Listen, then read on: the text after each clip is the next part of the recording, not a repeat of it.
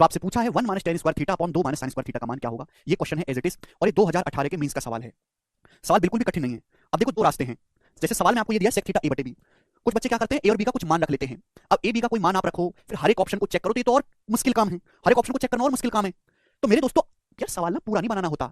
सवाल को कम से कम बनाओ आप, या ऊपर ध्यान दे लो या नीचे, इच्छा आपकी, किसी भी एक चीज पे ध्यान दे लो। किसी भी एक चीज पे बताओ किस पे ध्यान दोगे। ऊपर वाले पे ध्यान दो। मैं केवल ऊपर की कैलकुलेशन करूंगा, केवल ऊपर की।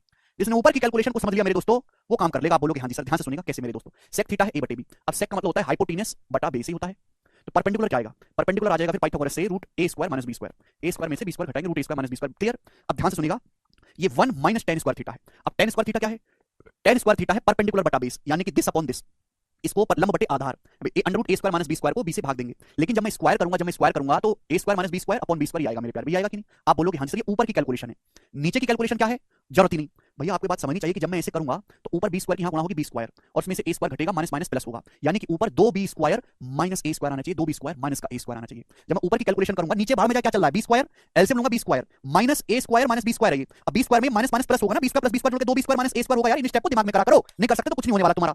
यानी कि ऊपर दो B square minus A square आना चाहिए, यहाँ प्लस है, ये ऑप्शन हो ही नहीं सकते इन दोनों में से। अब ध्यान से देखो, यहाँ बेटा बी स्क्वायर बटे में है, बी स्क्वायर बटे में है, बटे में।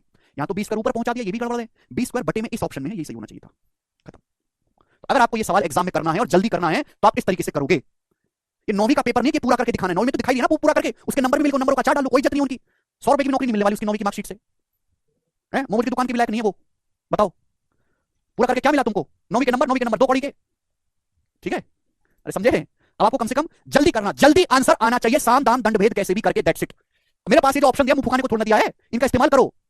नीचे अगर आप देखोगे तो 2 minus sine square theta, sine square theta perpendicular बटा बेस, परपेंडिकुलर है ये बेस है, लंब बटे सॉरी परपेंडिकुलर बटे हाइपोटेनस है भी, लंब बटे कर्ण। तो स्क्वायर करेंगे ना, under root A square minus B square, और ए स्क्वायर करेंगे तो A square minus B square upon hypotenuse A है ए स्क्वायर। इसको कैलकुलेट करेंगे तो मेरा आंसर आएगा, पर मुझे जरूरत ही महसूस नहीं होती।